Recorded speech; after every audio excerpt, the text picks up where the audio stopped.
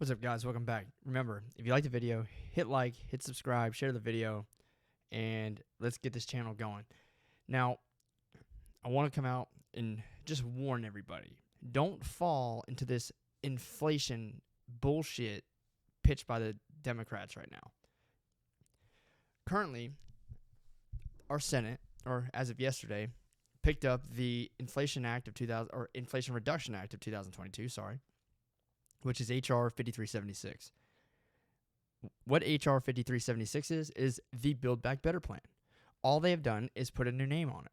Literally, quite literally. I'm not even joking about this. And I'm kind of just flustered because I'm sitting here reading, and I have covered the Build Back Better plan several times on this channel. But the stupidity on the financial behalf of our government, and in particularly the Democrats, is just beyond me. The only thing that has caused inflation is the government itself. It is a rapid increase in the supply of money compared to current output.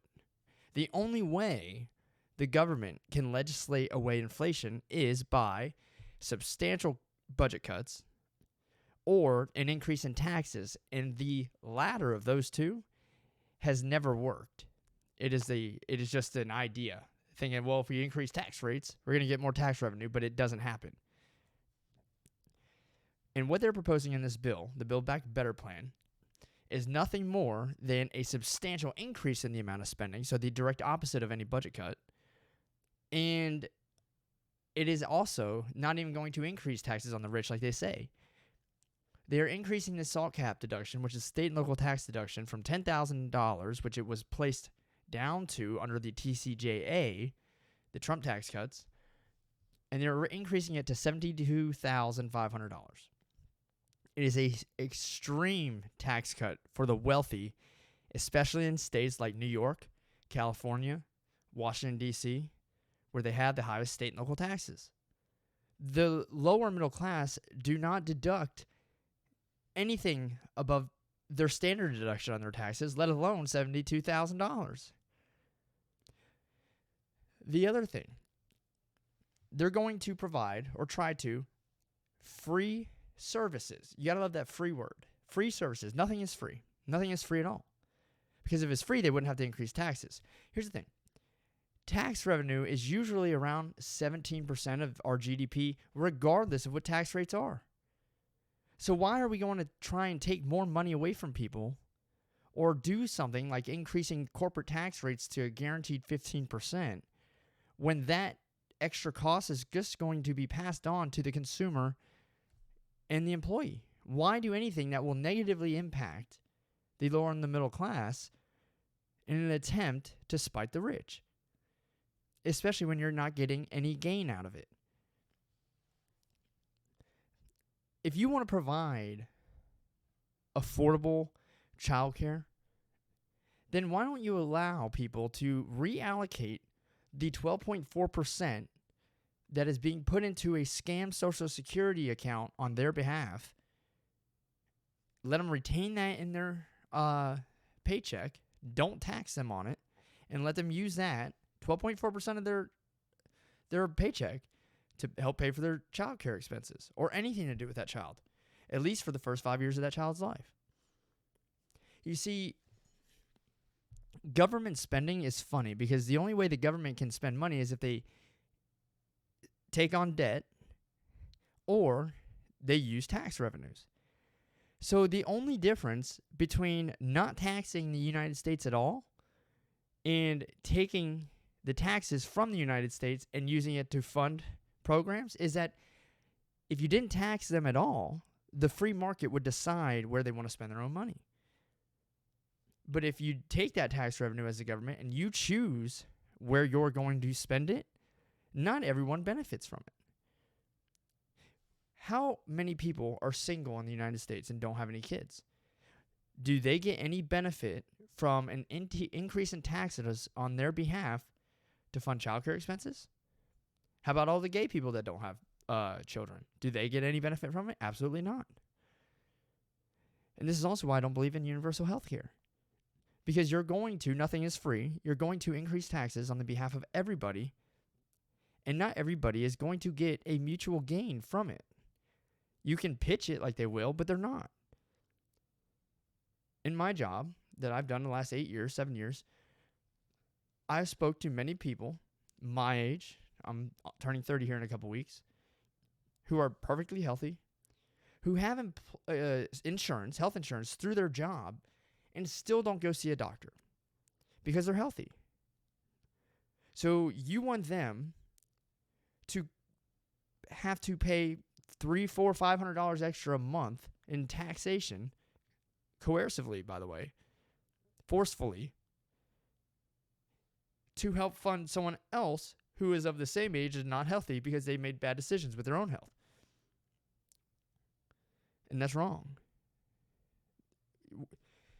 In the Build Back Better bill, or your Inflation Reduction Act of 2020, which will do nothing but increase inflation, they are going to,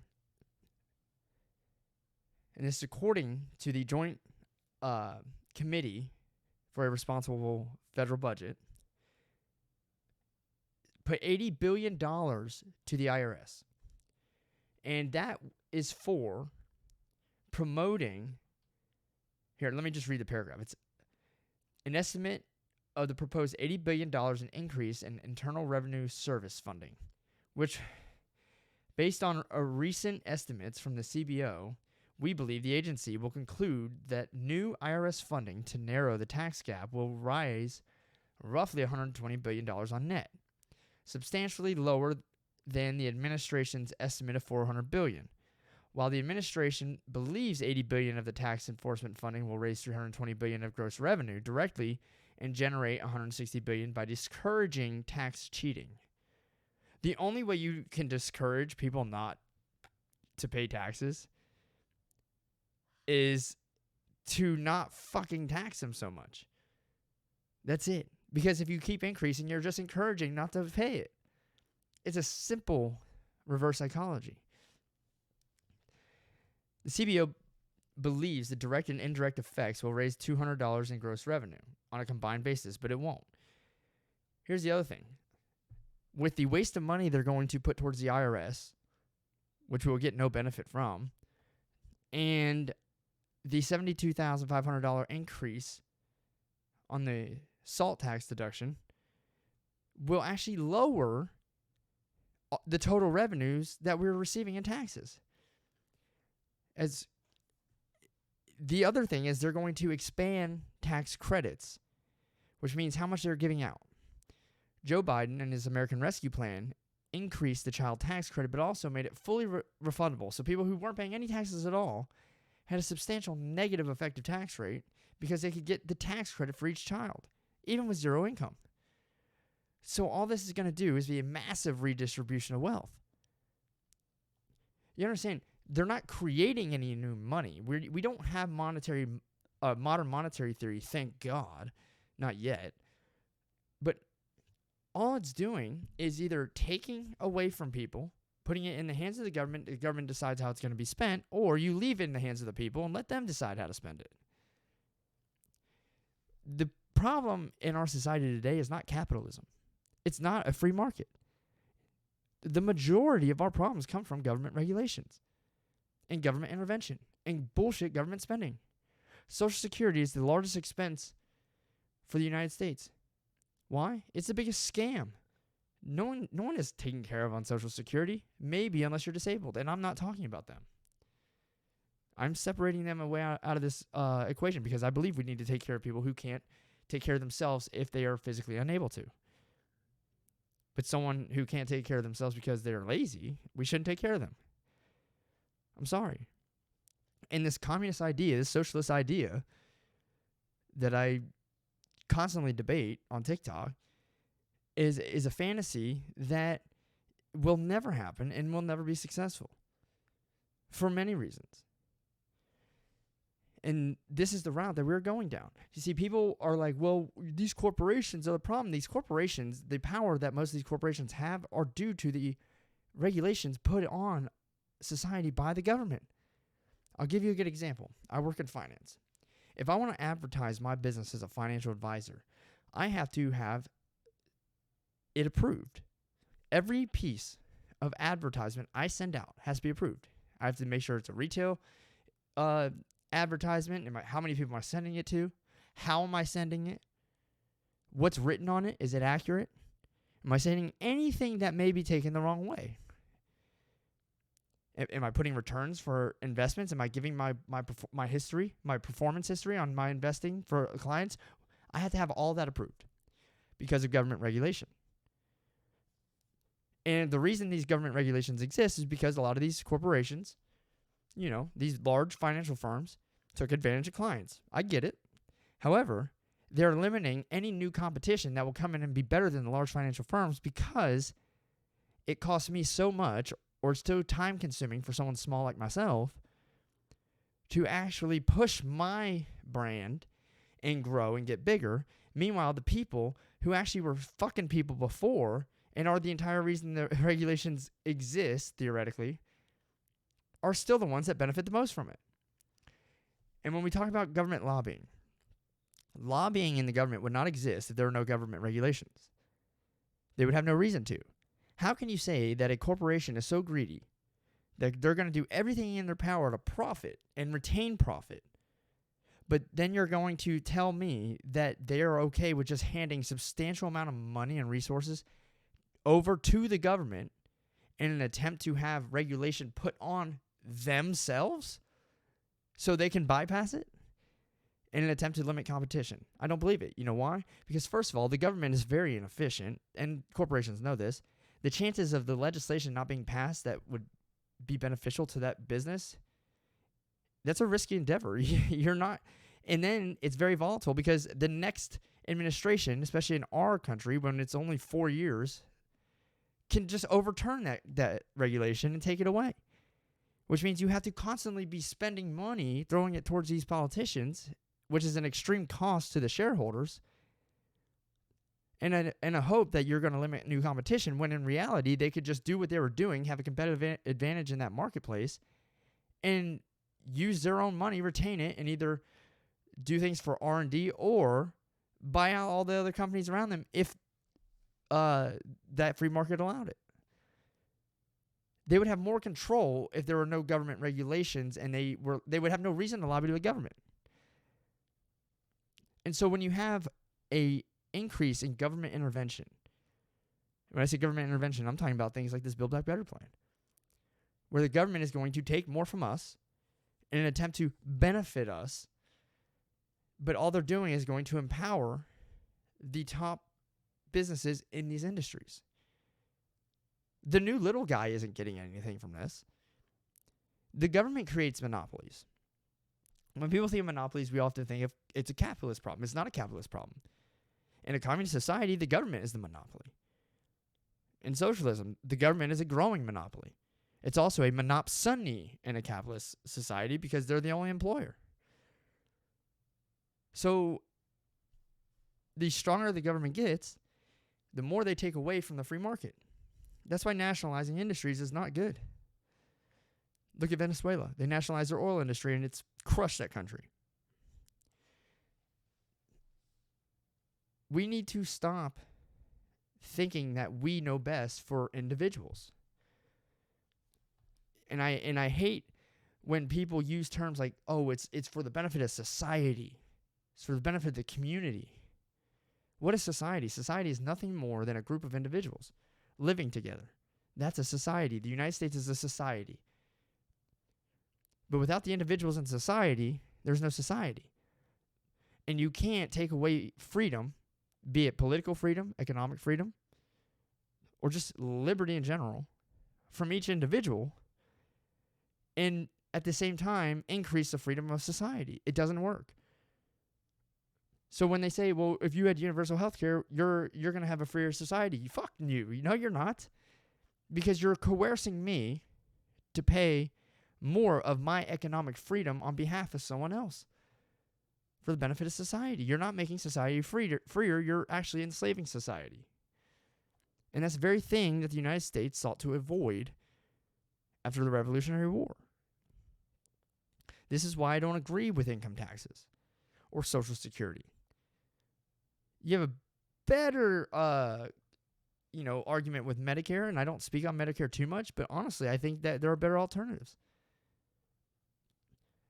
If we just allowed people to retain the money that they make instead of stop forcing them to pay it, the only tax I truly support and think is okay is a sales tax and property taxes. It's driven by capitalism. I get that taxation has a place in society.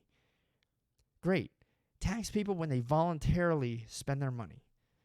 If I want to go buy my house, I'll pay a property tax. If I want to go pay for gas, I'll pay a gas tax. If I want to go and buy a shirt at the store, I will pay a sales tax for that shirt. And I'll have more money to do so. And yeah, the government will collect less revenue, but it's still a zero-sum game. The only thing I would need the government to fund for me is the military. And then at the local level, the schools and the police and the fire department and things like that. But all that is already funded by the consumption taxes and property taxes with a little bit of federal funding. There's a lot better way to go about a lot of this than what we already are doing. And right now, you have a federal government that is basically taking state tax revenue, washing their hands with it, and sending it back to the states, and at the same time telling people that inflation is a supply chain problem, which it is not, and saying that they are going to reduce inflation through a massive spending bill with no offsets. By the way, they're going to promote electric vehicles. Great, I'm fine. I'm cool with that. Let's promote electric vehicles and green energy. But at the same time, they're going to increase cost on oil companies through fees and increased taxation. So they're going to disincentivize oil companies at the same time trying to promote electric vehicles. And there's a gap in us really being able to run electric vehicles and where we're at with gas. We see this happening right now. Look what happens when you push this electric vehicle narrative and we have a substantial increase in the cost of gas. And all they're going to do is accelerate that. And we have half of the country actually believes this is going to work, and it's not. You can only spend money that you have. And on the government's behalf, they think they can just take debt, increase GDP every year, and the increase in GDP will actually offset the interest that they're forced to pay on the debt that they took out. See, we're not repaying debt. They actually look at the debt to GDP ratio. And so as long as the GDP is increasing faster than what the debt is, then they're fine. They're saying, oh, we reduced the deficit, we reduced the debt, right? They didn't reduce the debt, they reduced the debt ratio. And that's all because we only have to pay our interest when it comes to the national debt. We don't have to pay the actual debt off. So when we have a time like we're in right now, where we have a negative GDP growth for 2 consecutive quarters and we enter a recession, our debt to GDP ratio, because this administration, along with the others, have increased our total national debt, where last year it looked good, Biden reduced the debt to GDP ratio. He still increased the debt, but GDP increased quite a bit last year because of COVID the year before. But now it's falling. And it's not falling due to a pandemic. It's falling because he's a shitty manager of just everything that he does. Now, there are a lot of things in the economy that are outside the president's hands. But let me give you an example when it comes to the gas prices. How does a president affect gas prices? Well, most of the gas prices and oil prices are set by the futures market. But the futures market is speculative. So when the president comes in with an agenda that is anti-gas or anti-oil, what do you think is going to happen? They're speculating on what policies are going to be put in place. So Biden's rhetoric alone is enough to have an impact on oil prices. How much of an impact? I don't know. But it does. It impacts it. Go look at what the futures market did for oil on 11/4/2020, the day after it looked like Biden was going to be elected as our president. Steady skyrocket. So, again, these are just things to consider. We'll be back on tomorrow. And, again, hit like, hit subscribe. And, yeah, thanks, guys.